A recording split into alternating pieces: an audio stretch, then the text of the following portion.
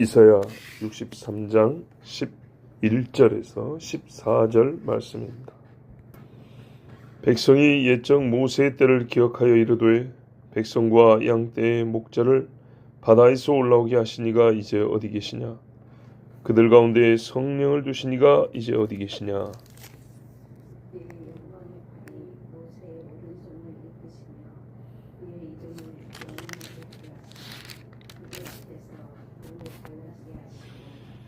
그들을 깊음으로 인도하시되 광야에 있는 말같이 넘어지지 않게 하시니가 이제 어디 계시냐?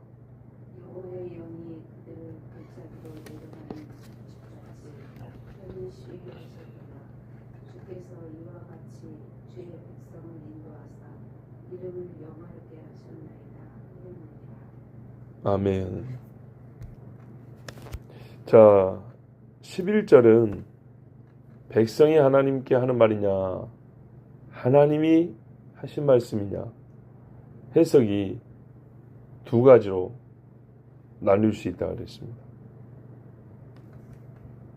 백성이 옛날을 추억해서 하는 말이냐, 아니면 하나님이 모세와 출애굽했던 이스라엘 백성을 기억하시면서 그때를 언급하신 양이냐, 두 가지로 나눌 수 있다 그랬는데, 이렇게 하면 이렇고 저렇게 하면 저렇습니다 라고 말하기에는 너무 시간이 많이 걸리고, 그래서 저는 그 중에 하나님이 하신 말씀으로 해석을 합니다. 우리 본문과 다르게. 왜냐하면 옛날 사람들이 보던 성경에는 하나님이 하신 말씀으로 번역이 되어 있어요. 예. 근데 근래에 들어서 사람이 하는 말로 번역을 해놨어요. 그래서 저는 옛날 사람들이 읽던 방식대로 하나님이 하신 말씀으로 그렇게 읽겠습니다. 그럼 어떻게 하냐면 11절이 백성이 옛적 모세의 날을 추억하여 가로되, 그게 아니고요, 그때 하나님께서 옛날과 모세와 그의 백성의 때를 기억하시며 말씀하시되, 이렇게 되는 겁니다. 자, 하나님이 어떻게 말씀하시냐? 홍해에서 구원을 주신 이가 이스라엘 가운데 계시지 않다. 즉, 이스라엘 묻는 겁니다. 너희 이스라엘아, 너희 중에 너희를 홍해에서 구원한 그가, 자기를 가리키는 게 하나님이 물어보는 거예요. 너희에게 있느냐? 우리에게 가끔 너희에게 평강이 있느냐? 믿음이 있느냐? 그런 것처럼 너희를 구원하신 이가 지금 너희와 함께 있느냐? 이렇게 물어봅니다. 떠났다 그 말입니다. 내가 너희를 떠난 지 참 오래됐는데 너희는 그 떠난 것을 감지하고 있느냐? 이스라엘 가운데 그의 영을 보내서 항상 함께하고 이스라엘을 보호하고 이스라엘 하는 말에 귀를 기울였던 그분이 지금 이스라엘 가운데 계시느냐? 없지요. 하나님께서 묻는 겁니다. 양떼와 소떼 말고, 먹고 마실 음식이나 양식이나 포도주 말고 너희의 구원자가 너희 중에 계시느냐? 하나님의 영을 놓쳐버린 너희가 아니냐, 그 말입니다. 바다에서 너희를 끌어올려 구원한 그분이 너희에게 있느냐? 지금 자기 영을 너희에게 주시기까지 한 그분이 지금 그대로 계시느냐? 없죠. 여러분, 키우다가 고양이 한 마리 키우다가 잃어버린 게 아니에요. 지금 지갑 하나 잃어버린 게 아니에요. 자기 영광의 팔을 내밀어서 모세를 딱 붙잡으시고 요 팔 힘을 그대로 모세에게 줘서 이 백성을 구원하라 했던 그 큰 은혜를 베풀었던 하나님, 그 하나님을 잃어버린 거예요. 애굽에서 데리고 오신 그분을 잃어버렸어요. 깊은 바닷물을 갈라지게 해서 이제 나는 너희를 구원한 여호와니라, 잊지 마라 했는데 그분을 잊어버렸어요.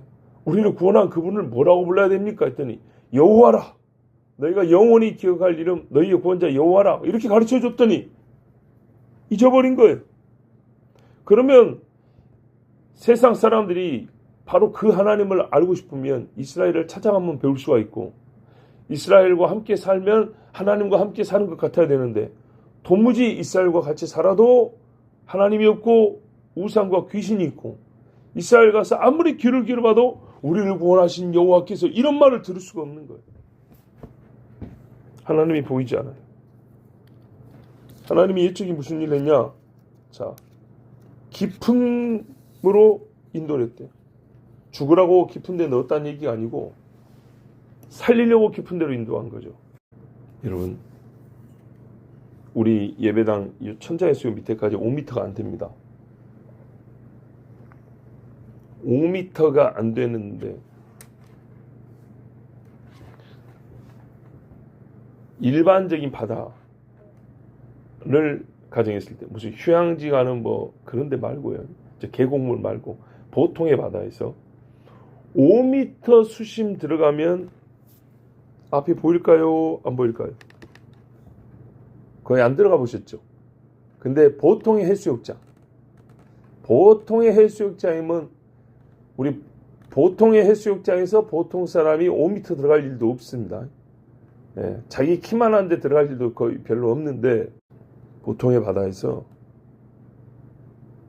5m 들어가면 아무것도 안 보입니다.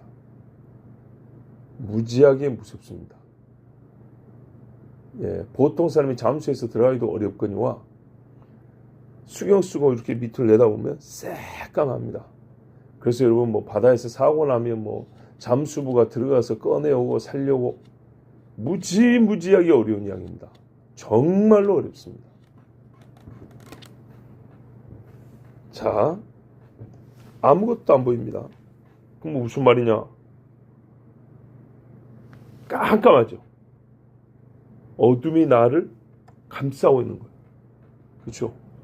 머리 쪽에도 어둠이 있고 깜깜하잖아요. 발 쪽에도 어둠이 있고 오른쪽에도 어둠이 있고 왼쪽에도 앞으로 뒤로 오만 데가 머리카락 하나 사이사이에다 새까만 어둠이 끼어 있는 거죠. 그야말로 죽음의 공포를 느끼게 되어 있습니다. 사람이 여기 불을 딱 꺼도 조금 으시시하죠. 예배당인데도 불구하고 깜깜한 어두운 곳 죽음이라. 실제로 내가 죽지 않아도 주변만 어두워져도 무서운데 그 무서움이 깊어지면 깊을수록 어디에 가깝냐? 죽음에 가까워지는 겁니다. 아무것도 보이지 않는 물속에 수압에 5m면 보통 사람이 1분 이내에 물 다 먹습니다. 1분 못 참아요. 1분이면 죽어요. 죽는다 보면 물이 꼴꺽꼴 들어서 거의 죽었다고 봐야 돼요. 그런데 여러분, 이스라엘이 건넌 바다는요, 깊이가 1000m에 육박하는 바다입니다. 1000m를 내려갔냐? 그게 아니고 바다 자체가 그리 깊은데, 이렇게 깊은데 유독 거기만 이렇게 산처럼 솟아오른 데가 있어요. 요 한 군데만. 그리고 다시 깊어요. 1000m씩. 네. 이 깊은 바다, 이 두 땅 사이에 이렇게 깊어요. 이 깊은데 여기만 다리처럼 이렇게 땅이 솟아 올라와 있어요. 여기를 하나님이 이렇게 싹 갈라준 거예요. 그러니까 사람이 이렇게 깊이 올라갈 필요 없이 솟아오른 대로 이렇게 지나간 거예요. 말하자면 이쪽 의자고 이쪽 의자 있죠. 그죠? 이렇게 의자가 있는데 이렇게 깊어요. 땅이. 직각으로. 근데 딱 요 두 줄 사이만 돋아놨어요. 땅이. 벽돌 쌓아놓은 것처럼. 그러면 거기는 이렇게 쑥 건너면 되겠죠. 다리처럼. 그런 지형이에요. 와. 그래서 거기를 통해서 애국을 완전히 떠날 수 있었어요. 그런데 여러분 보세요. 물이 다시 덮으니까 병거와 병기를 가지고 있어도 물을 이긴가요? 못 이깁니다. 제 아무리 강한 것이라도 이거는 물이 없는 땅에서 써먹는 것이지 물속에서는 써먹는 게 아니라 오히려 더 죽게 만드는 것들입니다. 그래서 성경에 큰 바다에 사는 용 라합을 점이시며 이런 말씀들이 나오는 게 무슨 신화를 쫓은 게 아니고 실제로 물속에 들어가면 사람이요 깜깜해요. 공기만 깜깜해도 무서운데 물에 들어간 그 속에서 깜깜함은 바로 죽었다고 똑같은 말이 되는 거예요. 사망이에요, 사망. 근데 그 물속을 어떻게 넘어왔냐? 하나님이 물을 갈라주니까 물속에 있는 땅으로 지나왔죠. 그리고 사람은 땅으로 살아야 되는 거예요. 물속에 있으면 죽어요. 얼마나 평안하고 얼마나 자유롭게 뛰면서 왔냐? 그 지형이 모래예요, 모래. 뻘도 아니고 모래. 희한하게. 완만하게 6도 경사로 내려가서 6도 경사로 올라와요. 성경에 뭐랬어요? 광야에 있는 말처럼 걸려지지 않게 넘어가게 했다고 그랬어요. 광야에 돌 몇 개 있고 풀도 별로 없고 거칠 것이 없지 않습니까? 말을 거기다 풀어놓고 달리라 그러면 얼마나 잘 달리겠어요? 있는 힘껏 달리겠죠. 겁도 없고 뭐가 있어야죠. 얼마나 편하겠습니까? 한번 달려보라 하면. 그렇게 지나오겠대요.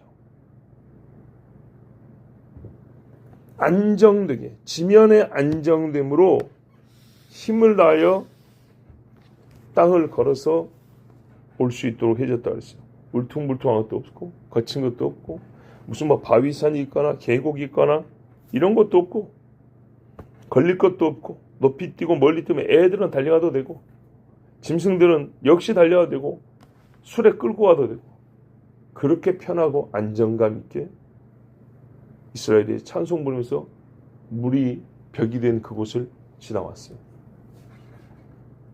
딱 죽어야 될 그 자리에서 정반대 생명의 길을 하나님이 내주니까 여호와께서 길을 내주니까 나는 길이오 그랬는데 그 길로 내려왔어요. 근데 이스라엘이 나온 다음에 애굽 백성은 어떻게 했어요? 들어갔는데 물이 덮이니까 진짜 거기서 다 죽어버렸어요.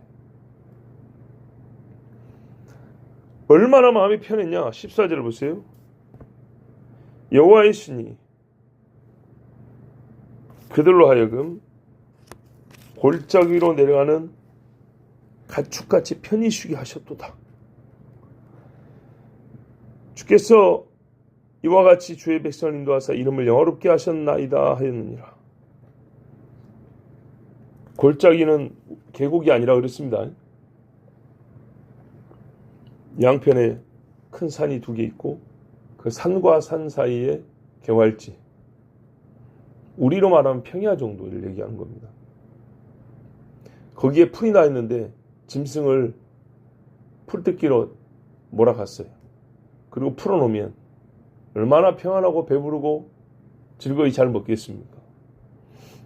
그렇게 그 밤은 하늘이 어둡고 땅이 어두운 바닷물 속이 어두운 게 아니라 하나님이 불로 비춰주시고 물을 갈라주시고 정말로 평안과 안식이 있는 밤이었습니다. 그래서 이 편히 쉬게 하셨느니라, 안식하게 하셨느니라입니다. 그렇게 구원하셨어요. 그 하나님이 이제 어디 있느냐입니다. 그런데 오늘 본문에 반전이 하나 있는데요. 사실 14절, 11절부터 13절과 같은 질문이나 선언이 아니고 대답입니다. 13절을 보세요. 질문으로 끝나죠. 어디 계시냐 그랬죠. 근데 12절부터 하시고 하고 이렇게 연결이 되어 있어요. 11절에 어디 계시냐 하고 12절에 이렇게 하신 그분이 13절까지 어디 계시냐 질문입니다. 질문. 14절은 대답으로 되어 있죠. 그죠? 하나님께서 이스라엘에게 지금 하나님을 잊어버리고 또 잃어버린 이스라엘에게 그들이 구원받은 사건이 여러 날이 있었어요. 사사시대 때만 오더라도. 가장 크고 가장 놀라운 사건, 누구도 잊어버릴 수 없는, 사실은 다 기억하고 있는 그 한 사건을 딱 끄집어내가지고 너희의 구원자가 어디 계시냐고 반복하여 물으신 겁니다. 홍해 사건 그 한 가지를 가지고 지금 몇 번이나 반복하여 물으셨습니다. 잔머리 굴리면서 모른다고 핑계대고 부인했던 이스라엘이 더 이상 도망갈 곳이 없도록 꼬치꼬치 세밀하게 물으셨어요. 너희 정말 그날 모르냐? 기억하지? 그래, 그렇게 너희를 구원하신, 정말 말도 안 되는 사건으로 너희를 살려주신 그분이 너희 가운데 계시냐? 이렇게 물어보니까 이스라엘이 이제 말을 돌리지도 못하고 도망도 못 가고, 한국식으로 말하면 어쩔 수 없이 인정하는 말이 14절입니다. 자, 다른 번역을 볼게요. 마치 짐승이 골짜기 안으로 내려가는 것 같이 주의 영께서 그를 안식하게 하셨나이다. 대답하는 말입니다. 그렇게 하여 당신, 그 주님께서는 자신을 영광스러운 이름으로 삼으시려고 당신의 백성을 이끄셨나이다. 대답하는 말입니다. 실제로 우리 번역에도 대답하는 말이죠. 끝에 보세요. 영화롭게, 이름을 영화롭게 하셨나이다. 이렇게 돼 있죠. 그래요. 이게 최악의 공포로 거의 죽음 문 앞에 갔던 사람들이 정말 하나님의 한량없는 은혜와 무한한 능력으로 전무후무한 구원을 경험했어요.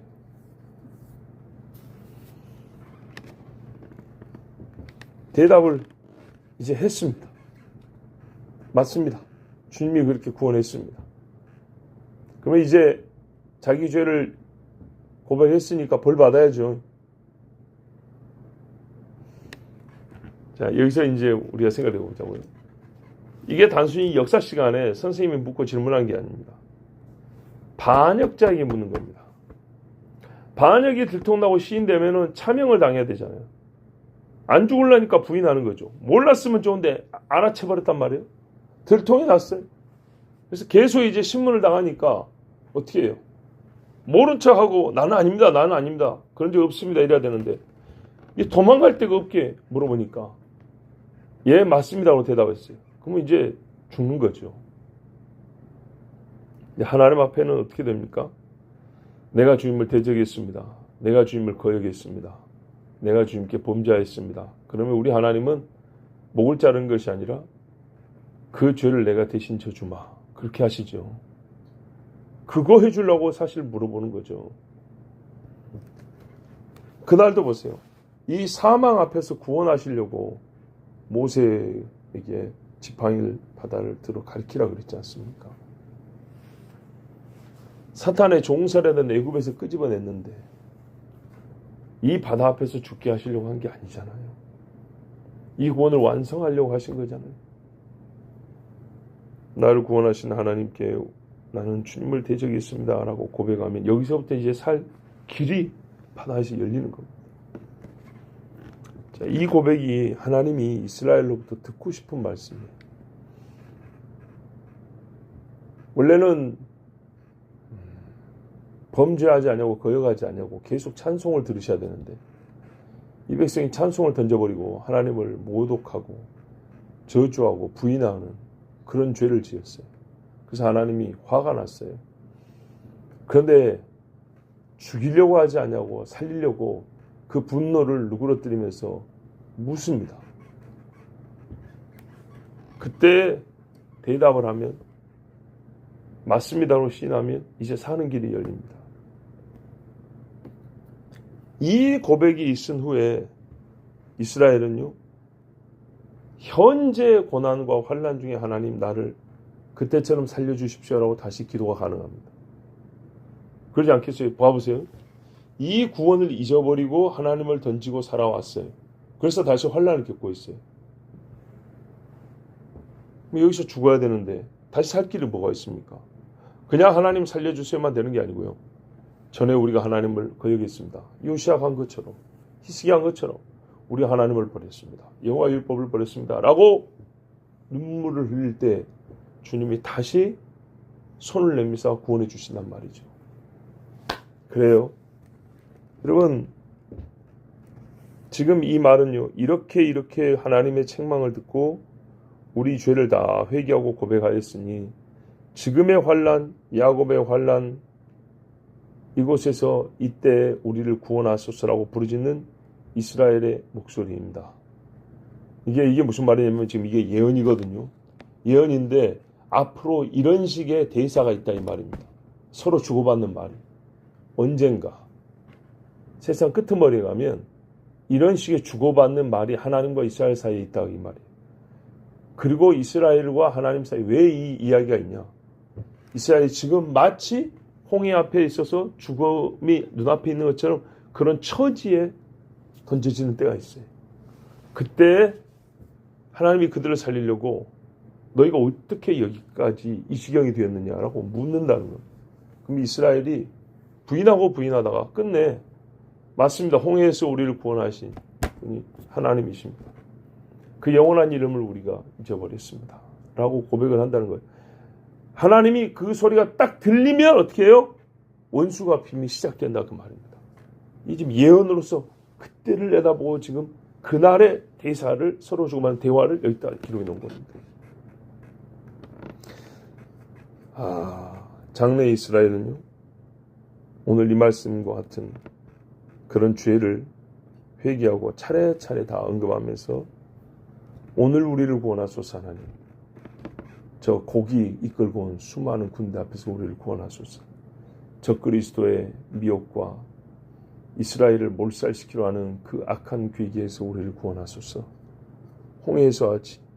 애굽의 바로가 죽이려고 하고 바로는 적그리스도의 예표적 인물이잖아요. 그의 군대가 와서 우리를 죽이라고 앞에는 바다고 주여 우리를 구원하소서 간절히 부르짖을 겁니다. 그러면 우리 하나님이 오십니다. 우리 복음성 알죠? 하늘 가르고 임하소서 산을 진동하며 온 땅에 불이 달리게 하며 오신다고 그랬어요. 그래서 여러분 우리가 며칠 있다 읽겠지만 64절이 그렇게 이 기도가 이제 가능한 거예요. 원하건대 주는 하늘을 가르고 강림하시고 주의 앞에서 산들이 진동하기를 불이 섭을 사르며 불이 물을 끓임 같게 하사 주의 원수들이 주의 이름을 알게 하시며 이방 나라들로 주 앞에서 떨게 하옵소서. 이런 당돌한 기도가 이런 염치 없는 구함이 어떻게 가능하냐. 요 과정이 있는 겁니다. 요 과정. 예. 우리가 이 마지막 때에 있을 이스라엘에 있을 여러 사건들을 보았지만 지금은 또 다른 국면에서 또 다른 각도에서 지금 보는 겁니다. 지금 이스라엘이 하나님 앞에 그냥 무력으로 구함을 받는 그 이야기만 하는 게 아니라 그들의 속에서부터 하나님을 찾는 간절한 마음이 일어나는, 그래서 하나님이 그들의 원수를 갚아주는 그 측면을 지금 63장, 64장에는 보여주고 있습니다. 보스라에서 저기 에돔 땅에서부터 오는 일은 바로 이 과정을 거친 다음에, 즉 군사적이고 경제적이고 정치인 어떤 절차가 있었은 게 아니고요. 사람의 심령의 변화라는 이 필수 조건으로서의 과정이 있은 후에 오시는 것입니다. 우리 개인도 그렇죠. 여러분, 하나님 앞에 범죄했을 때는 부인할 수가 없습니다. 그리고 빨리 인정하고, 그렇습니다 주님, 과거에 주님이 나를 그리 구원하셨는데 우리는 거기에 죄를 더하여 내가 하나님을 거역했었습니다. 그러면요, 그게 2번, 3번이 반복되면 사실 안 되는 것이지만 70번씩 7번이라도 용서하신 것처럼 그렇게 무지하고 악하게 반복됐을지라도 주님 앞에 시인하면 그때부터 다시 바다의 길이 열립니다. 기도하겠습니다. 아버지 하나님 감사합니다. 오늘도 주의 백성들을 사랑하셔서 귀한 얼굴을 마주보고 살아있는 목소리들이 서로 들리며 이 공기를 가르고 하나님의 하신 일과 주께서 우리에게 원하시는 바가 들려지게 해주셔서 감사합니다. 우리 입술에 믿음의 고백이 있게 해주셔서 감사합니다. 주님 말씀대로 우리를 구원하옵소서. 주께서 내가 이미 너희에게 임하였는데 정말 너희 가운데 가면 나를 찾을 수 있느냐 할 때 주님 죄송합니다. 제가 주님을 버렸습니다. 잃어버렸습니다. 잊었습니다. 나에게 하나님이 없습니다. 이리 고백하는 그때로부터 다시 하나님과 나 사이에 길이 열리는 것을 믿습니다. 아버지 하나님, 우리의 심령이 항상 주님 앞에 젖된 아이가 어미 품에 있듯이 환난과 어둠 속에서도 안식을 얻게 하여 주시옵고, 우리가 어떤 경우에서도 주를 배반치 아니하고 주를 시인하고 주님이 하신 놀라운 구원을 찬송하는 주의 종들을 백성이 되게 하여 주시옵소서. 입은 말을 하고 뚫려 있다 했습니다. 또 먹으라고 뚫려 있습니다. 하나님의 양식을 먹고 잘 먹었습니다 하고 주께 시인하고 감사하는 우리 입술이 되게 하옵소서. 예수 그리스도 이름으로 기도하옵나이다. 아멘.